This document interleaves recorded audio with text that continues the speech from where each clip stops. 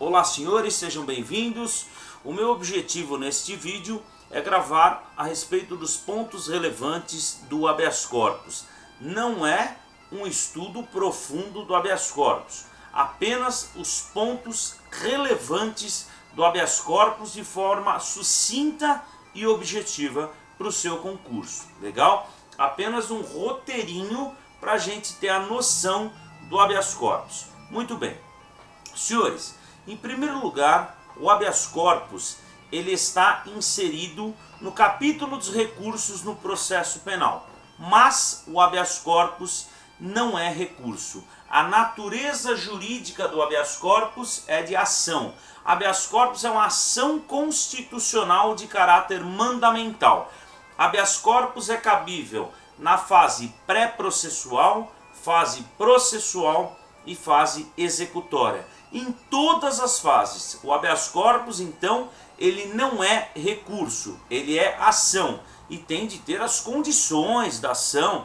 Quem disserta muito bem sobre o habeas corpus, Pontes e Miranda, né?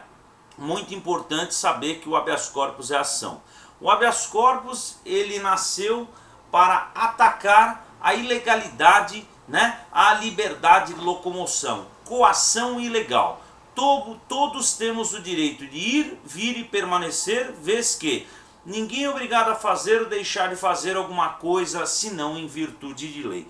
O artigo 648 do Código do Processo Penal fala o que é coação ilegal e tem um rol exemplificativo. Legal? O sujeito está mais tempo preso do que determina a lei, não for alguém admitido a prestar fiança nos casos que a lei autoriza, extinta a punibilidade, etc. Tem um rol exemplificativo. Muito bem.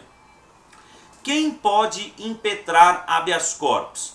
Qualquer pessoa, segundo Borges da Rosa, inclusive o analfabeto. Alguém assinará a seu rogo. O que não é possível, o que cai em concurso, é habeas corpus anônimo, habeas corpus apócrifo. Não existe habeas corpus anônimo. Qualquer pessoa pode impetrar habeas corpus.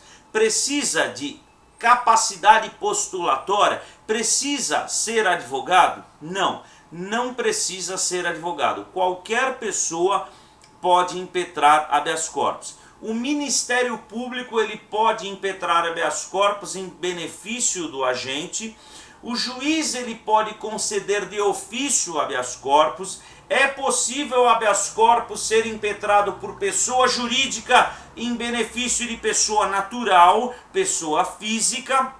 Importantíssimo isso também. Senhores, o habeas corpus ele pode ser liberatório, preventivo e suspensivo.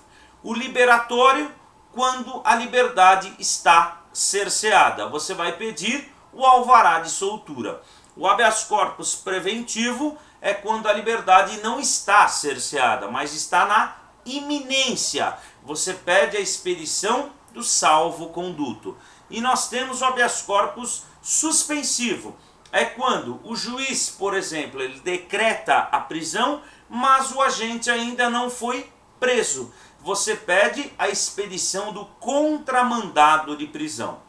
O habeas corpus, se ele for impetrado em virtude de nulidade do processo, o processo será renovado. Renovação do processo. É possível o habeas corpus para trancar uma investigação, trancar uma ação penal. Outro ponto importante do habeas corpus é com relação a liminar. O Código de Processo ele não traz expressamente essa informação, mas a doutrina e jurisprudência dominantes entendem que cabe liminar sim em habeas corpus. Com relação ao processamento do habeas corpus, se o habeas corpus ele for impetrado em primeira instância, não há informação de autoridade coatora e não há a manifestação do Ministério Público.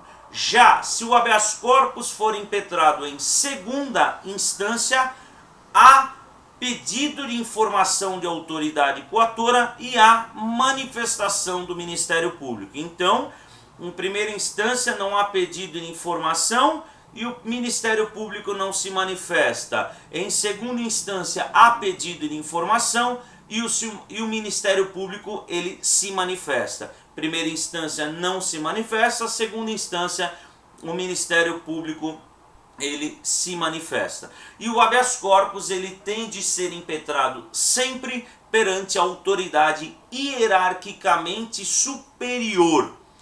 Hierarquicamente superior. Se o autor da ilegalidade for o delegado, você tem de impetrar perante o juiz de primeira instância. Se o autor da ilegalidade for o juiz, você impetra perante o tribunal. Lembrando que pode ser delegado estadual, federal. Se for federal, você vai impetrar perante o juiz federal. Se o autor da ilegalidade for delegado estadual, você vai impetrar perante o juiz estadual. Se o autor da ilegalidade for o juiz federal, você vai impetrar perante o Tribunal Regional Federal. Se o autor da ilegalidade for o juiz estadual, você vai impetrar perante o Tribunal de Justiça.